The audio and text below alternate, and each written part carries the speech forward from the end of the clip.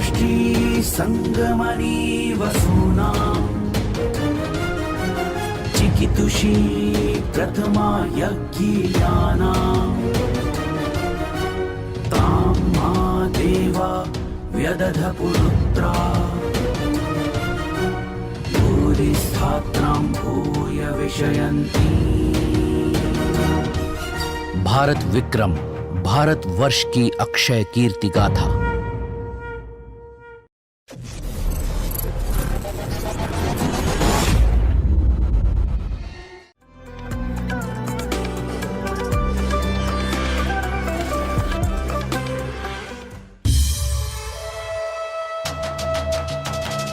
जननायक गणनायक संवत्प्रवर्तक सहसांक सम्राट विक्रमादित्य की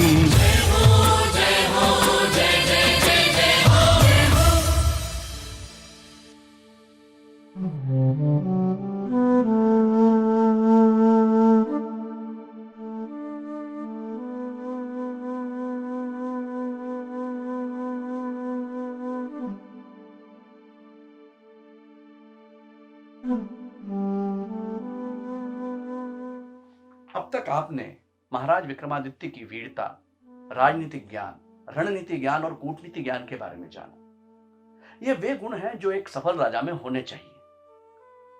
महाराज विक्रमादित्य दूसरे राजाओं से कुछ और कारणों से भी अलग थे। वे एक कुशल प्रशासक, शूरवीर और प्रजावत्सल चक्रवर्ती सम्राट होने के अलावा भाषा और साहित्य के बहुत अच्छे जानकार थे। इसी दूरदर्शिता के चलते एक बार वे अपने राज्य में गुप्त भ्रमण के लिए निकले, किंतु भ्रमण के दौरान उन्होंने अपने राज्य में जो देखा और सुना वो बेहद झकझोर देने वाला था।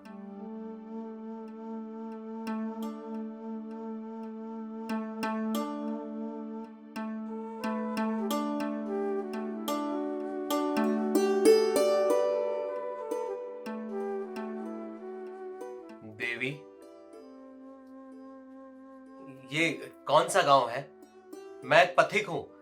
क्या यहाँ भोजन के लिए कुछ मिल सकता है? पथिक, गांव, बाट, शंकु, निकल। नहीं नहीं, आप शायद हमारा आशय नहीं समझ रही हैं। हम कह रहे हैं कि हमें भोजन के लिए कुछ मिल सकता है। शंका, भोजन, जाता, चली मैं, शायद।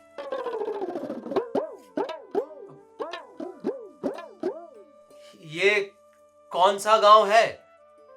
गांव कौन? शंकु,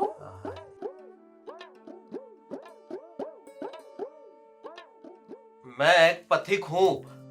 ये कौन सा गांव है? भोजन के लिए कुछ मिल सकता है? बाट, भोजन, चला।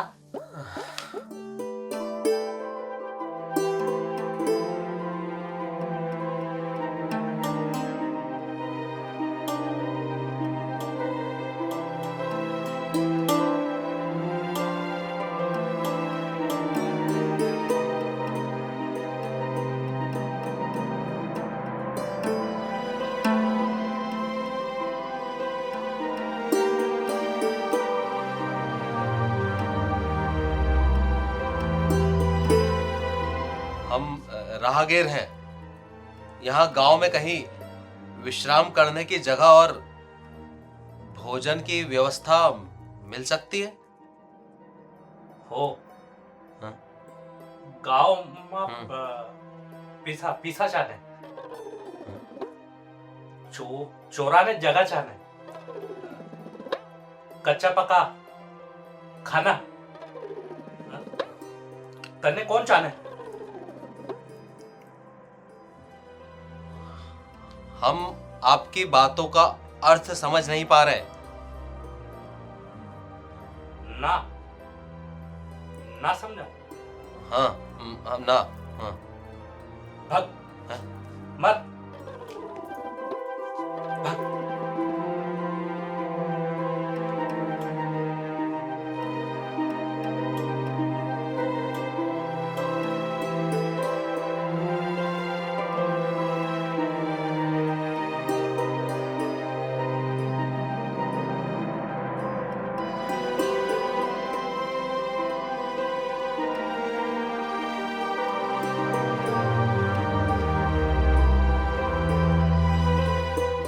बालक, क्या तुम यहीं के रहने वाले हो? मैं तो यही की हूँ, तू थारो बता।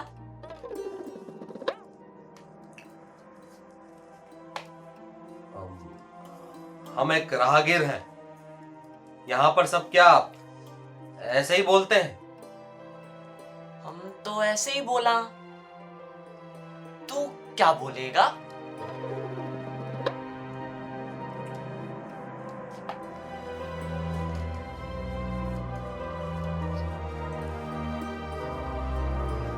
क्या तुम हमारी बात समझ पा रहे हो?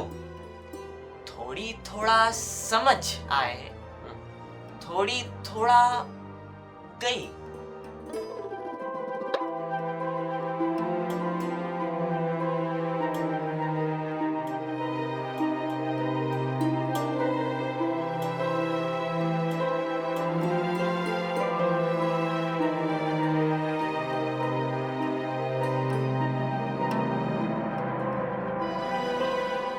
आखिर हमारी प्रजा को ये क्या हुआ है? ऐसी स्थानीय कहावतें या बोलियां तो हमारे राज्य साहित्य में है ही नहीं। हम इनका हल कैसे ढूंढें? पता नहीं ये लोग इन्हें कैसे समझते होंगे।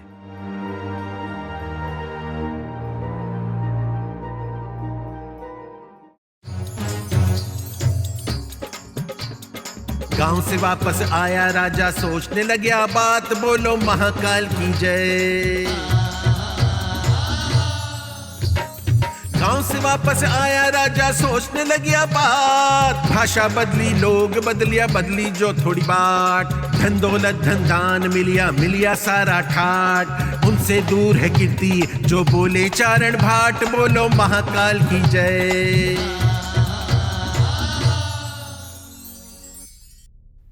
इस तरह भ्रमण के पश्चात चिंतित से महाराज विक्रमादित्य अपने राजमहल में लौट आए।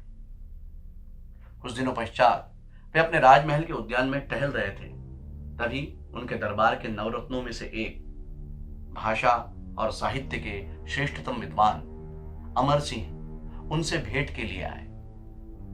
अमर सिंह जी नित नई रचनाएं रचते थे, भाषा और व्याकरण के नित नए प्रयोग करते थे और उनके बारे में महाराज के साथ वाद विवाद करते थे। यह वाद विवाद स्वस्थ होता था, जिससे प्राप्त सार वे प्रजा में अग्रेषित कर देते थे। वाद विवाद समाप्त हुआ। उसके बाद महाराज विक्रमादित्य ने बेहद चिंतित स्वर में अपनी चिंता अमर सिंह जी के सामने प्रकट की। प्रणाम अमर सिंह जी। प्रणाम महाराज। विराजिए।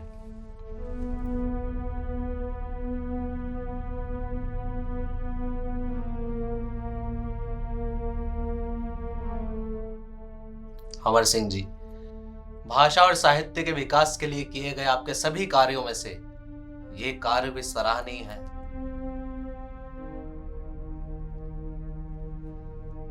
किंतु बहुत दिनों से हम एक बात को लेकर चिंतित हैं। कैसी चिंता महाराज? क्या मैं उसका निवारण कर सकता हूं? आप बताइए मुझे। हमारी चिंता का विषय आपसे ही संबंधित है और संभवतः आप ही उसका निवारण भी कर सकते हैं।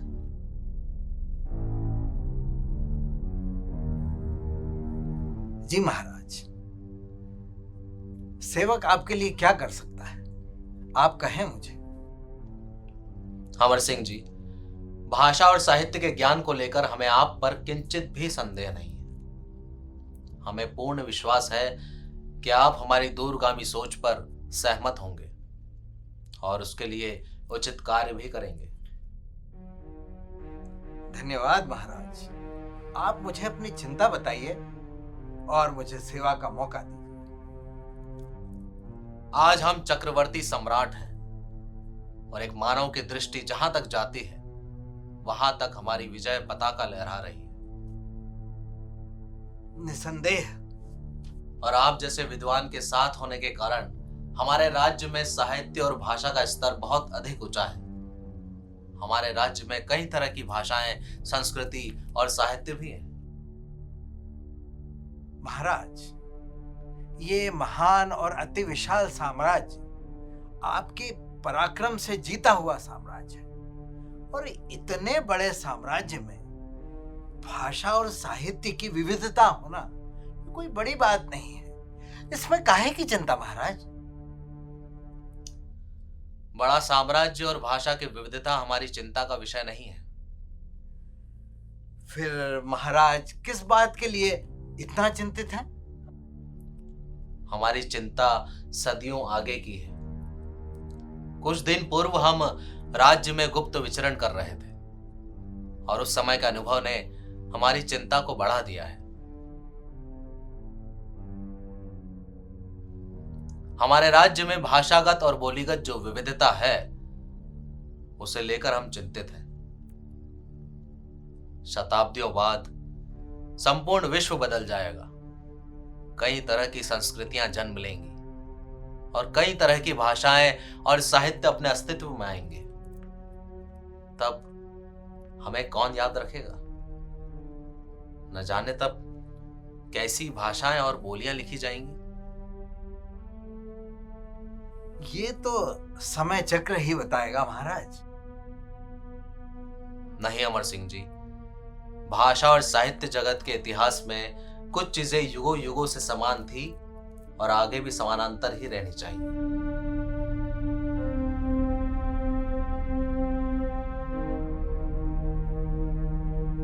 समानांतर? आपका कहने का अभिप्राय क्या है? मैं समझा नहीं महाराज। शताब्दियों बाद अलग अलग भाषाओं में वाक्य बदल सकते हैं, उन्हें बोलने और सुनने की कला बदल सकती है, लेकिन आज से पहले लिखी हुई भाषा और आज की लिखी हुई भाषा में जो समानता पाते हैं वो ये है कि वाक्य अंतःकरण में उसी तरह उतरते हैं जिस हेतु वे लिखे गए हैं। आपके गहन शोध और भाषा ज्ञान को मेरा कोटि कोटि प्रणाम है महाराज। आने वाले समय में हमें भाषा और साहित्य के प्रभाव में कमी होने की पूरी संभावना दिखती है। इसीलिए इससे जुड़ी कोई ऐसी विधा आवश्यक है जो भाषा और साहित्य के मूल को जीवित रख सके। हर भाषा का अपना मूल रस हो, अपनी शैली हो, लेकिन भावनात्मकता और चित्रण में समानता बनी रहे, ताकि जब भी कोई अन्य भाषा का व्यक्ति किसी भाषा में रुचि रखे तो उसे भाषा और साहित्य नीरस प्रतीत न हो। महाराज, आपके भाषा और साहित्य के ज्ञान को कोटि कोटि नमन करने के लिए मेरा हृदय आतुर हो रहा है। आपने जो ये विषय मेरे लिए चुना है, इसके बारे में मैंने न कभी सोचा और न ही कभी सुना है, और तो और बड़े बड़े विद्वानों ने भी इस दिशा में कभी देखने का प्रयास नहीं किया।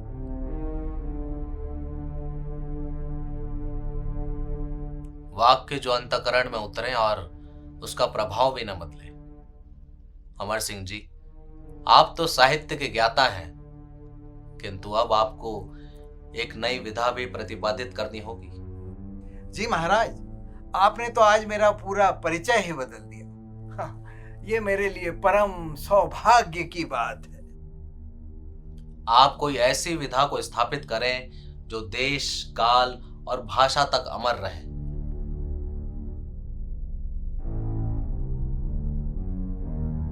इसके लिए महाराज हमें इसे एक अति सुंदर नाम देना होगा।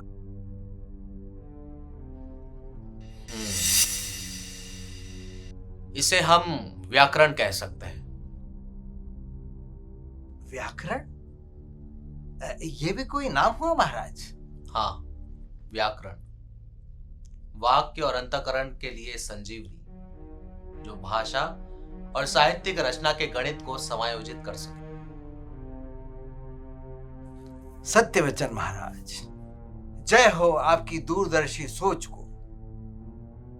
अमर सिंह जी, आप व्याकरण की रचना कीजिए जो युगों युगों तक हमारी भाषा को समझने में सहायता कर सके। जी महाराज, मैं अति शीघ्र ही आपके सम्मुख अपने कार्य को लेकर उपस्थित होता हूं। जय श्री महाकाल। लेकर आज्ञा राजा से शुरू हुआ फिर काम, बोलो महाकाल की जय। अरे लेकर आज्ञा राजा से शुरू हुआ फिर काम, अमर सिंह करे रचना व्याकरण जी को नाम। शब्द लय तुक ताल छंद सबको साधे काज, अमर सिंह ने रची व्याकरण अमर हो विक्रम राज, बोलो महाकाल की जय।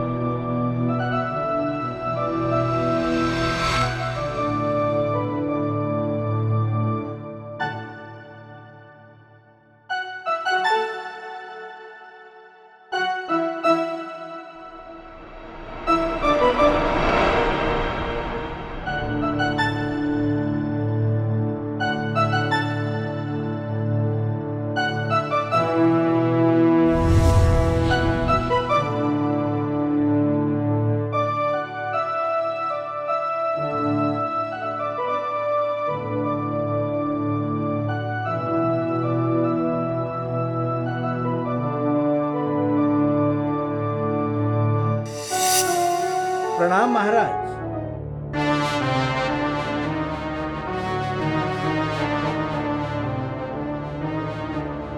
कहिए अमर सिंह जी, क्या शुभ समाचार है?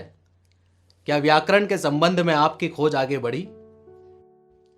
जी महाराज, वैसे आपने मेरे लिए कुछ छोड़ा ही कहाँ था।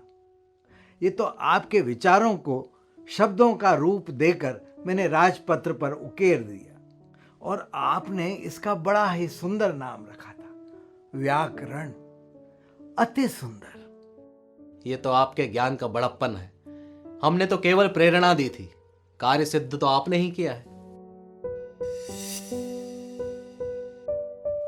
नहीं महाराज, आपकी प्रेरणा से जो मैंने इस व्याकरण की रचना की है, ये आज से युग युगांतर तक भाषा के सभी शोधार्थियों का मार्ग प्रशस्त करेगा महाराज। अति उत्तम अमर सिंह जी, किंतु ये संभव कैसे होगा? महाराज, व्याकरण में स्थानीय भाषा और बोलियों के अलग अलग शब्दों का संग्रह होगा, और इससे क्या होगा महाराज?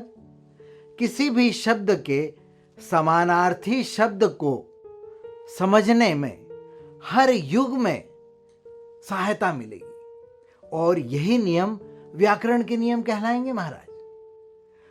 लोग कैसे बोलते हैं, किस तरह से वाक्य विन्यास करते हैं, ये संस्कृत भाषा एवं अन्य भाषाओं के लिए अलग अलग नियमों से तय होगा तथा अलग अलग नियमों द्वारा प्रतिपादित होगा।